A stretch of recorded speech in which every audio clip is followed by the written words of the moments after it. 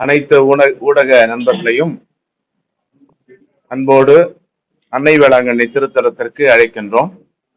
இந்த ஆண்டு 11 நாட்கள் அன்னை வேளாங்கண்ணி திருவிழா நடைபெறுகிறது. ஆகஸ்ட் மாதம் 29ஆம் தேதி முதல் செப்டம்பர் மாதம் 8ஆம் தேதி வரையிலும் இது நடைபெறுகிறது.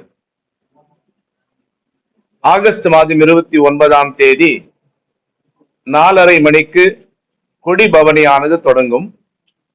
பிறகு 5:45 மணிக்கு சென்னை மயிலை உயர் மறை மாவட்ட பேராயர் மேதகு டாக்டர் ஜார்ஜ் அந்தோனிசாமி அவர்களால் கொடியேற்றப்படும். அதற்கு பிறகு திருப்பலி நடைபெறும். குறிப்பாக இந்த கொடியேற்றுகின்ற நிகழ்விலே லட்சக்கணக்கான மக்கள் பக்தர்கள் வந்து கூடுவதை கடந்த ஆண்டுகளிலே நாம் பார்த்திருக்கிறோம். இந்த ஆண்டும் அவ்வாறு லட்சக்கணக்கில் பக்தர்கள் வருவார்கள் என்கின்ற ஒரு எதிர்பார்ப்பு நமக்கு உண்டு. அதற்கு பிறகு அடுத்த நாள் 30ஆம் தேதி ஞாயிற்றுக்கிழமை நற்கருணை பெருவிழா. இந்த நற்கருணை பெருவிழாவின் போது திருப்பலிக்கு பிறகு நற்கருணையானது பவனியாக குறிப்பாக எலியட்ஸ் கடற்கரை பீச் வழியாக எடுத்து வரப்படும். பிறகு 7ஆம் தேதி அன்னை மரியாவினுடைய திருத்தேர் திருவிழா. அன்றைக்கு மாலையிலே 5:30 மணிக்கு தேர் பவனியானது தொடங்கும். பிறகு ஆடம்பர கூட்டு திருப்பலி சென்னை மயிலை பேராயர் அவர்களால் நிறைவேற்றப்படும். பிறகு 8ஆம் தேதி அன்னையினுடைய பிறப்பு பெருவிழா. காலை 2 மணி முதலே திருப்பலிகள் தொடர்ந்து நடைபெறும்.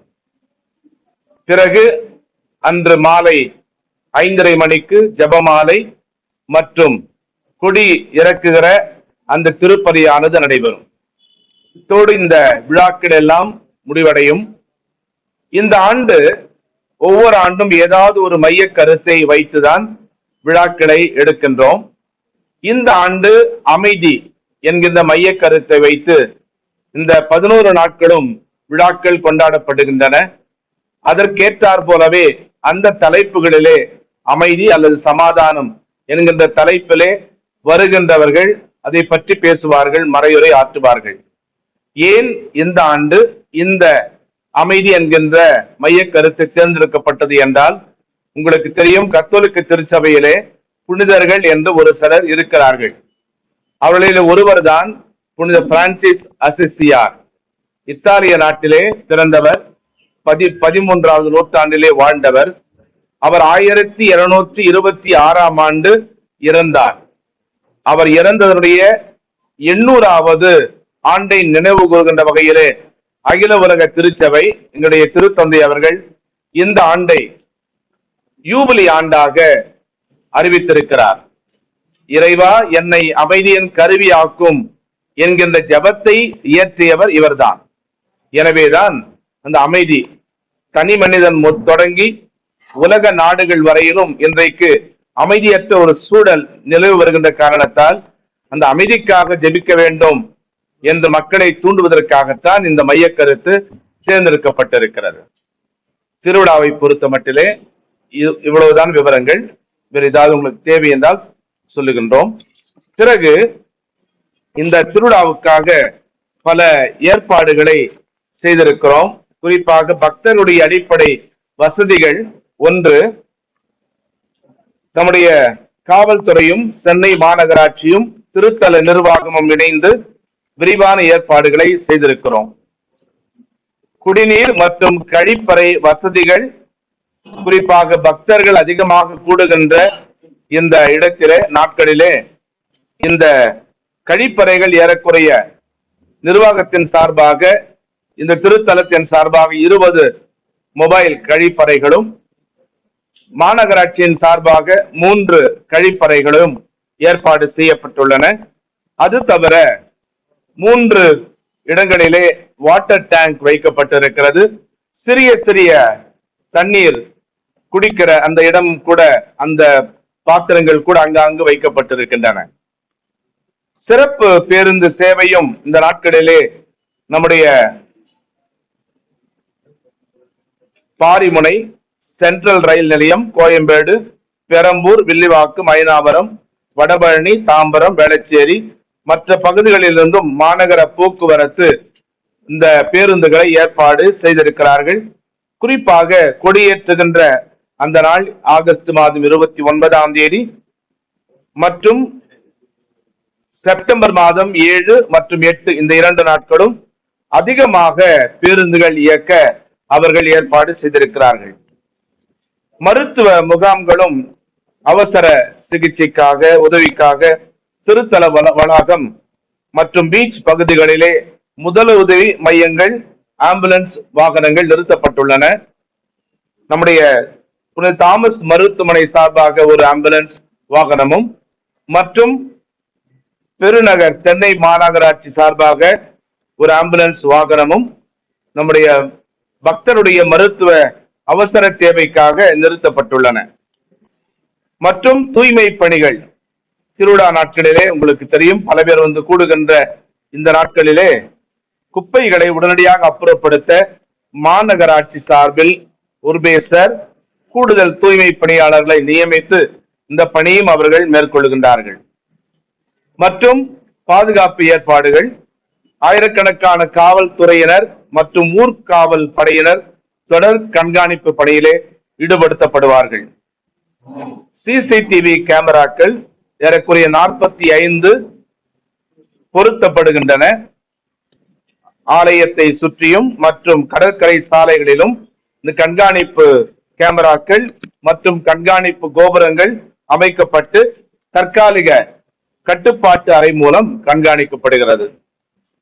கடற்கரை பாதுகாப்பு மற்றும் தீயணைப்புத்துறை பெசன்ட் நகர் கடற்கரை அருகில் இருப்பதால் பக்தர்கள் கடலில் இறங்குவதை தவிர்க்க கூடுதல் தடுப்புகள் அமைக்கப்பட்டு கடலோர பாதுகாப்பு குழுவினரும் தீயணைப்பு வீரர்களும் மீட்பு படகளோடு பணியில் அமர்த்தப்படுகின்றார்கள். மற்றும் குழந்தைகள் பாதுகாப்பு, கூட்ட நெரிசலில் குழந்தைகள் தவறாமல் இருக்க காவல்துறை சார்பில் தகவல் அட்டைகள், கண்காணிப்பு அமைப்புகள் பயன்படுத்தப்படுகின்றன. போக்குவரத்து மாற்றங்கள், வாகன கட்டுப்பாடு முக்கிய நாட்களில் பெசன்ட் நகர் அவென்யூ மற்றும் கடற்கரை சாலைகளில் போக்குவரத்து மாற்றங்கள் செய்யப்படும். அதுபோலவே வாகனங்களை நிறுத்துவதற்காகவே கடந்த ஆண்டுகளைப் போலவே தனியாக தற்காலிக வாகன நிறுத்தும் இடங்கள் ஒதுக்கப்பட்டிருக்கின்றன. காவல்துறையினர் அந்த பணியை செய்கின்றார்கள். ஆக இத்தனை ஏற்பாடுகளையும் இந்த ஆண்டு திருவிழாவுக்கு செய்திருக்கிறோம். இன்னும் ஏதாவது தேவைப்பட்டால் நமக்கு காவல்துறையினரோ மற்றவர்களோ தெரிவித்தால் தேவையான வசதிகளையும் பாதுகாப்பையும் நாம் பக்தர்களுக்கு செய்து தருவோம். இந்த திருவிழா நல்ல முறையில் நடைபெற உங்களுடைய பேராதரவு மிக மிக அவசியம். காரணம், நீங்கள் தான் செய்திகளை, உண்மைகளை மற்றவர்களுக்கு அறிவிக்கின்றீர்கள். உங்கள் வழியாகத்தான் மக்கள் இந்த திருத்தலத்திற்கு வருகை தருகின்றார்கள். எனவே இந்த பணியை செய்வதற்கு முன் வந்த உங்கள் அனைவருக்கும் அந்த திருத்தலத்தின் சார்பாக மனமார்ந்த நன்றியை தெரிவித்துக் கொள்கின்றோம். இந்த திருவிழா சிறப்பாக நடைபெற எங்களோடு சேர்ந்து ஒத்துழைக்கவும் உங்களை அன்போடு கேட்டுக்கொள்கின்றோம். நன்றி.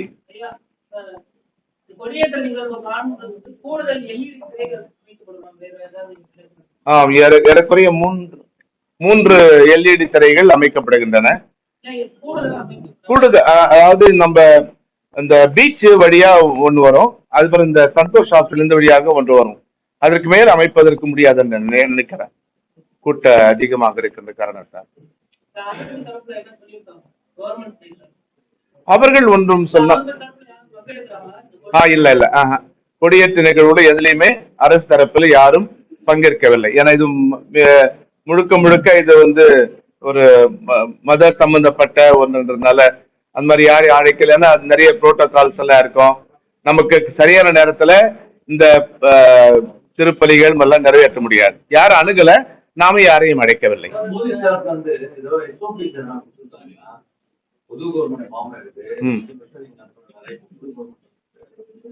நான்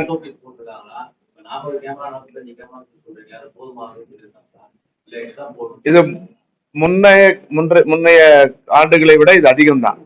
முன்ன ஒரு 20 தான் போடுவோம். இப்ப காவல்துறையினரே கேட்டுக்கொண்டதால் தான் அதிகமான கேமராக்கள் நம்ம போட்டிருக்கிறோம். இல்ல வேற ஒண்ணும் வழிமுறை சொல்ல, அவங்க பாத்துக்குவாங்கன்னு சொன்னாங்க. ஒவ்வொரு ஆண்டும் வந்து இந்த கடைசியில இருக்கக்கூடிய மக்களுக்கு வந்து சரியாக அந்த திருப்பதியினுடைய தெரியல அப்படிங்கிற தொடர்ந்து குற்றச்சாட்டு வருது. இது சொல்லிட்டே தான் இருக்காங்க வருஷத்தை. அதே போல குடியேற்றம் ஏறக்கூடிய அந்த நேரத்துல வந்து ஒரு மிகப்பெரிய ஒரு கூட்டம் வந்து இந்த பகுதிக்கு வராங்க. அதை தடுப்பதற்கு என்ன மாதிரி நடவடிக்கை நம்ம எடுக்கிறோம்? ஒவ்வொரு முறையும் அந்த குடியேற்றம் பார்த்தீங்கன்னா இந்த இடத்துல ஒரு பெரிய அளவுல கூட்டம் கூடியிருக்காங்க. ஒரு சிறிய இடத்துல அதிக அளவு கூட்டம் கூடிய அதை தடுப்பதற்கு என்ன நடவடிக்கை? இல்ல, இது வந்து முற்றிலுமாக அந்த 29ஆம் தேதி கொடியேற்ற நிகழ்வு நம்ம யாருடைய கையிலும் இல்லை. இப்ப காவல்துறையினர் தான் நமக்கு தகுந்த பாதுகாப்பு ஏற்பாடு செய்யணும். அவங்க செய்து வருகிறார்கள். நான் நேரடியாகவே கமிஷனரை போய் சந்தித்து அவர் அழைப்பதற்கு கொடுத்தேன். அவர் சொன்னா நான் எல்லாத்தையும் பாத்துக்கிறோம் என்று உறுதி. ஒலி கேட்கலீங்க, ஒலி கேட்கல, அதுக்கு ஏற்பாடு செய்யல, அது ஒன்றும் பிரச்சனை இல்லை.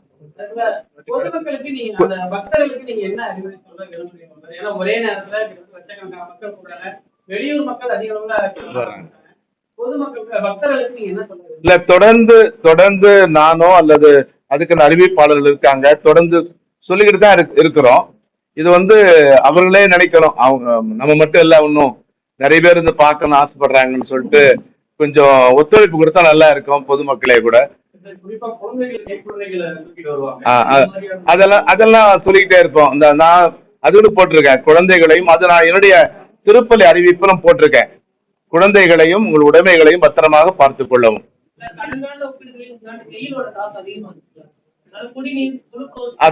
அந்த மாதிரி ஓகே ஓகே ஓகே. அந்த மருத்துவ